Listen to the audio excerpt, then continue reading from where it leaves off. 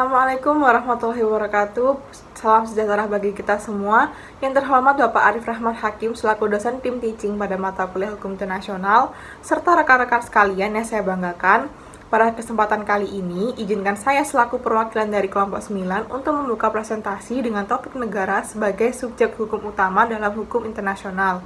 Sebelum masuk ke pemaparan materi, izinkan saya memperkenalkan diri dahulu. Perkenalkan, nama saya Fairuz Rania Yuda Mulia dengan nomor IPM 210710100225. Perkenalkan, nama saya Muhammad Rizky Triraharjo dengan nomor IPM 2107101176. Saya Cecilia Firsti Adrian, NPM 210710101061. Saya Queen Magda Justitia Ananta, NPM 210710166. Perkenalkan, nama saya Safira Medika Aulia Adiwibowo dengan nomor NPM 21071010184. Pemaparan materi pertama akan saya jelaskan mengenai latar belakang. Arti kata subjek ialah mengatur atau yurisdiksi atau kontrol mengacu pada kontrol pemerintahan. Dengan kata lain adalah objek yang di dalamnya terdapat hak dan kewajiban oleh hukum. Subjek hukum internasional adalah suatu entitas yang mampu memiliki hak dan kewajiban internasional dan diberkahi dengan kapasitas untuk mengambil tindakan di hukum di bidang internasional. Di masa lalu, negara dianggap sebagai satu-satunya subjek hukum internasional. Kemudian, dengan perkembangan dalam hukum internasional, khususnya pembentukan PBB, terdapat cakupan non-negara lain yang menjadi subjek hukum internasional. Negara adalah subjek utama hukum internasional, tetapi pada tingkat yang lebih rendah, individu dan entitas non-negara tertentu juga termasuk subjek hukum internasional. Terdapat 3 teori dalam subjek hukum internasional. Yang pertama ada realist teori, fictional teori, dan fungsional teori. Penganut realist teori menganggap bahwa negara adalah salah satu subjek hukum internasional. Di masa lalu, hal itu tidak banyak diperdebatkan karena menurut keadaan kontemporer dan ruang lingkup hukum internasional hanya negara-negara yang memenuhi syarat untuk kepribadian internasional. Tetapi di masa lalu, seiring dengan meningkatnya ruang lingkup hukum internasional, banyak entitas lain telah diberikan kepribadian internasional.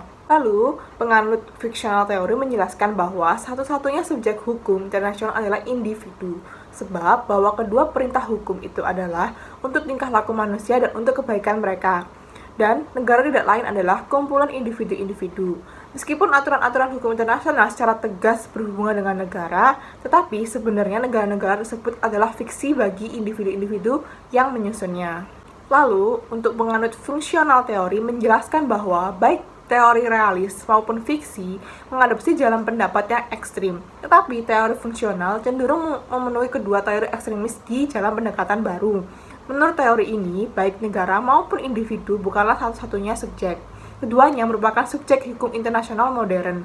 Karena bagi negara-negara yang menjadi subjek utama dan subjek aktif hukum internasional telah mengakui hak, kewajiban menurut hukum internasional dan mampu mempertahankannya dengan mengajukan tuntutan internasional. Meskipun terdapat perbedaan antara ketiga teori yang memiliki karakteristik dan pendapat yang unik satu sama lain, dalam pemaparan ini akan menegaskan secara komprehensif bahwa negara merupakan subjek hukum utama dan dalam hukum internasional. Tentu juga terdapat kesamaan dan akan dikaji dengan teori realis yang menyatakan pendapat serupa. Oke, yang pertama adalah sejarah negara. Asal mula terjadinya negara dibagi menjadi 2, yaitu secara primer dan sekunder. Terbentuknya negara secara primer karena adanya masyarakat hukum sederhana yang kemudian berevolusi ke tingkat lebih maju tanpa berkaitan atau berhubungan dengan negara lain. Sedangkan terjadinya negara secara sekunder adalah terbentuknya negara baru yang berkaitan dengan negara lain. Berdasarkan pada teori sekunder, maka pengakuan negara lain adalah salah satu unsur penting berdirinya suatu negara secara sekunder. Selanjutnya adalah bentuk-bentuk negara. Bentuk negara dibedakan berdasarkan siapa yang memegang kekuasaan, bagaimana posisi kepemimpinan diperoleh, dan bagaimana otoritas dipertahankan. Di masa sekarang ini terdapat 2 bentuk negara yang umum di seluruh dunia, yaitu negara unitarianisme atau negara kesatuan dan negara federal. Negara kesatuan adalah suatu negara dengan sistem pemerintahan di mana satu pemerintah pusat memiliki kekuasaan total atas semua subdivisi politik lainnya. Dalam negara kesatuan, subdivisi politik harus melaksanakan arahan pemerintah pusat dan tidak memiliki kekuatan untuk bertindak sendiri. Dalam negara kesatuan, pemerintah pusat dapat memberikan beberapa kekuasaan kepada pemerintah daerahnya melalui proses legislatif yang disebut devolusi. Namun, pemerintah pusat tetap memiliki kekuasaan tertinggi dan dapat mencabut kekuasaan yang telah dilimpahkan kepada pemerintah daerah atau membatalkan tindakannya.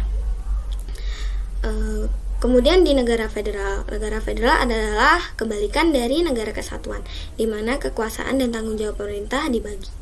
Negara federal atau federal state sendiri adalah persatuan negara-negara bagian, di mana baik federasi maupun negara-negara anggota mewujudkan unsur-unsur konstitutif suatu negara, di antaranya wilayah, warga negara, dan kekuasaan legislatif, eksekutif, dan yudikatif atas mereka sendiri.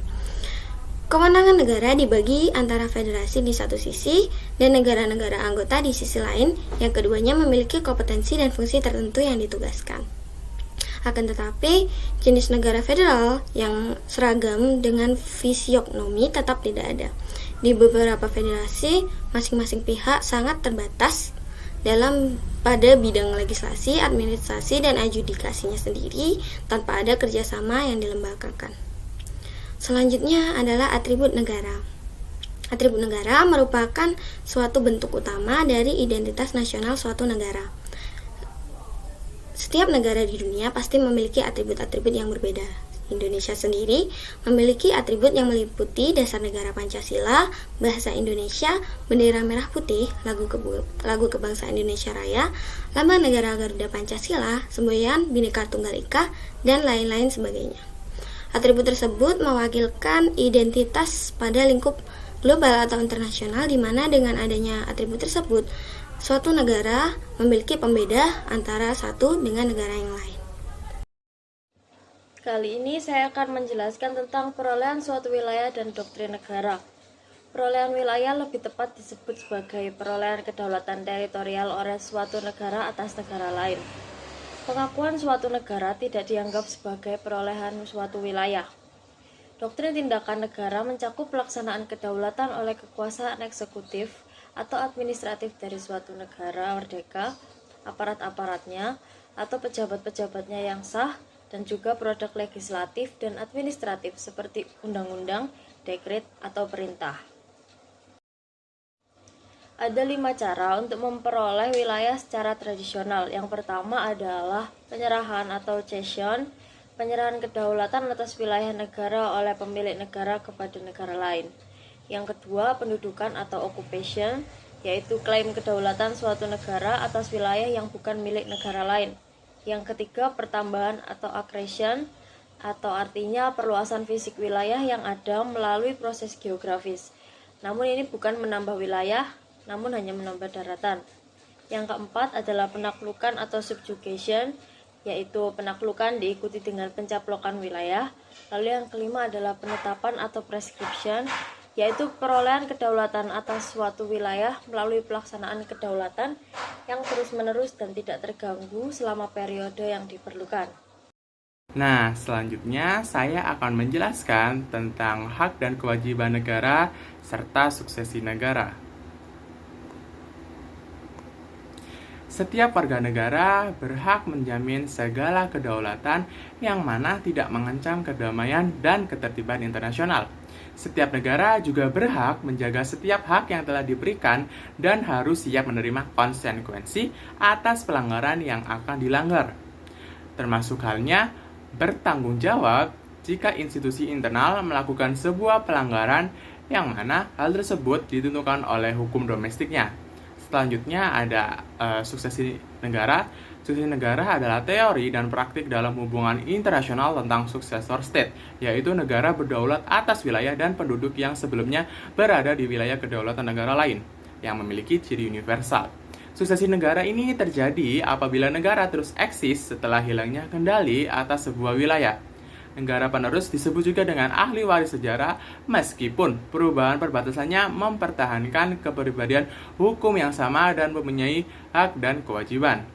Nah, dari sini kita bisa menyimpulkan nih teman-teman, dari materi yang dijelaskan oleh kelompok 9, yaitu dari asal mula negara dibagi menjadi dua, yaitu primer dan sekunder.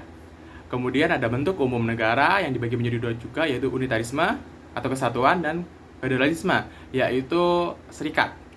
Lalu adalah cara memperoleh wilayah secara tradisional. Itu ada 5 teman-teman. Yang pertama ada penyerahan, yang kedua pendudukan, yang ketiga ada pertambahan, yang keempat ada penaklukan, dan yang kelima ada penetapan.